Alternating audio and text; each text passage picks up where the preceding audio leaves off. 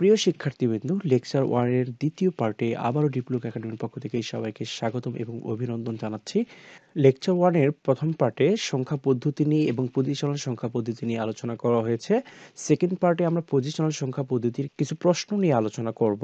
তো তোমরা দেখতে পাচ্ছ প্রথম প্রশ্নটা, পজিশনাল সংখ্যা পদ্ধতিকে সমষ্টিগত সংখ্যা পদ্ধতিও বলা হয় কেন? আমরা কিন্তু অলরেডি এটা জানি যে নন পজিশনাল সংখ্যা পদ্ধতিকে সমষ্টিগত সংখ্যা পদ্ধতি বলা হয়, বাট এটা একটা ব্যতিক্রমী প্রশ্ন যে পজিশনাল সংখ্যা পদ্ধতিকেও সমষ্টিগত সংখ্যা পদ্ধতি বলা হয়। কেন বলা হয় আমরা একটু বোঝার চেষ্টা করি। পজিশনাল সংখ্যা পদ্ধতিতে কোনো সংখ্যার পূর্ণমান এতে ব্যবহৃত প্রতীকগুলোর নিজস্ব এবং স্থানীয় মানের গুণফল সমূহের সমষ্টি দ্বারা নির্ধারিত হয়, যে কারণে একে সমষ্টিগত সংখ্যা পদ্ধতি বলা হয়ে থাকে। সাপোজ ধরো আমরা 3, 2, 1 এটা একটা পজিশনাল নাম্বার সিস্টেম এবং যার বেস 10। সাপোজ ধরো এটা বেস 10, তার মানে ডেসিমেল নাম্বার সিস্টেম। এখন যদি আমরা এই নাম্বারটাকে স্থানীয় মান নির্ণয় করতে চাই তাহলে কিভাবে করা সম্ভব? তোমরা দেখো 1 ইন্টু 10 পাওয়ার 0, কারণ দেখো এটা লক্ষ্য রাখবে এটা 0 নম্বর পজিশন, এটা 1, এটা 2 নম্বর পজিশন। ওকে, তাহলে আমরা এখানে লিখব 2 ইন্টু 10। এই 10টা কেন আসলো ভালোভাবে দেখো, এই 1টা হচ্ছে অঙ্কটার নিজস্ব মান অ্যান্ড এই 0টা হচ্ছে তার পজিশন আর 10টা হচ্ছে এর বেস। তাহলে 1 ইন্টু 10 পাওয়ার তার পজিশন, 2 ইন্টু 10 পাওয়ার তার পজিশন কত 1। তারপরে দেখো 3 ইন্টু 10 পাওয়ার 2, তাহলে 2টা কেন আসলো? এই 3টা কত নম্বর পজিশন রয়েছে। এখন দেখো কোনো কিছুর উপর পাওয়ার 0 মানে 1, তাহলে 1 ইন্টু 1 তার মানে 1। তারপরে দেখো 2 ইন্টু 10 মানে হচ্ছে 20, তারপর 3 ইন্টু 100 মানে হচ্ছে 300। দেখো এই সবগুলো আমরা কি করি, যোগ করি, তাই না? 1 প্লাস 20 প্লাস 300, তাহলে কি পাওয়া যায়? 321। ওকে, তার মানে আমরা কি বুঝলাম বলতো? পূর্ণমান যদি আমরা নির্ণয় করতে চাই তাহলে এতে যে ব্যবহৃত প্রতীকগুলো রয়েছে এর নিজস্ব স্থানীয় মানের গুণফলের সমষ্টি দ্বারা আমাদের নির্ধারণ করতে হবে। তাহলে আমরা কিন্তু সেটাই করেছি। দেখো এই প্রত্যেকটা অঙ্কের পজিশন এবং স্থানীয় মান এইটার গুণফলের সমষ্টি দ্বারা আমরা নির্ধারণ করেছি। আশা করি তোমরা বুঝতে পেরেছো।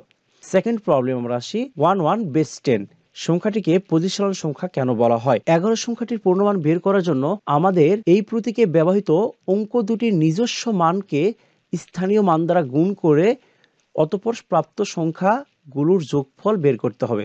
কিভাবে? বেস 10, তাহলে আমরা কিছুক্ষণ আগে কিন্তু এটা শিখে আসলাম যে এটা কত নম্বর পজিশন 0, এটা 1 নম্বর পজিশন। ওকে, 1 ইন্টু 10 পাওয়ার 0, এই 0টা কি? এটা এই অঙ্কটার পজিশন। তাহলে 1 ইন্টু কোনো কিছুর উপর পাওয়ার 0 মানে 1, তাহলে এটা কি হয় 1। সেকেন্ড আসো 1 ইন্টু 10 এর পাওয়ার 1, তাহলে 1 ইন্টু 10 তাহলে কত হচ্ছে 10। এই দুইটা যোগ করলে কত হয়?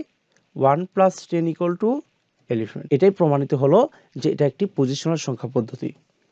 ওকে, নেক্সট প্রবলেম, পজিশনাল সংখ্যা পদ্ধতিতে সংখ্যার মান নির্ণয়ে এর বেস বা ভিত্তি এবং সংখ্যার স্থানীয় মান উভয়ই সমান গুরুত্বপূর্ণ। আমরা অলরেডি কিন্তু এই প্রশ্নগুলো অ্যান্সার করে আসছি, তারপর আবারও বলি যে পজিশনাল সংখ্যা পদ্ধতিতে মান নির্ণয়ের জন্য এর বেস বা ভিত্তি এবং স্থানীয় মান সবই গুরুত্বপূর্ণ। চলো আমরা একটা এক্সাম্পল দিয়ে এটা বোঝার চেষ্টা করি। 3 to 4। ওকে, আমরা যদি এই সংখ্যাটার বেস না জানি তাহলে আমরা মান নির্ণয় করতে পারবো না।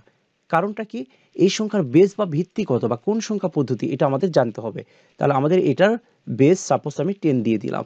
এখন দেখো এই সংখ্যার স্থানীয় মান এটারও কিন্তু গুরুত্ব অনেক, কারণ দেখো এটা কত নম্বর পজিশন রয়েছে, এই পজিশন অনুযায়ী স্থানীয় মানটাও অনেক ইম্পর্টেন্ট। তাহলে কিভাবে বের করতে হবে?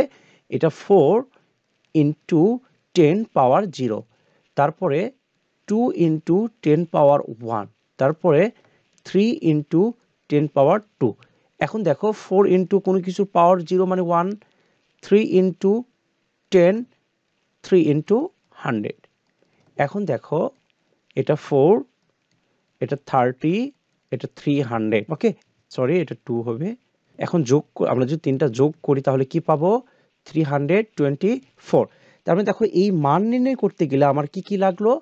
এর অবস্থান এবং স্থানীয় মান, এটার বেস। তাহলে আমাদের এটা দুটাই সমান গুরুত্বপূর্ণ। তো আজকের লেকচার এত পর্যন্তই থাকবে। আগামী লেকচারে আমরা নন পজিশনাল সংখ্যা পদ্ধতি নিয়ে আলোচনা করব। যদি ভিডিওটা তোমাদের কাছে ভালো লেগে থাকে তাহলে অবশ্যই তোমরা শেয়ার করবা এবং সাবস্ক্রাইব করবা।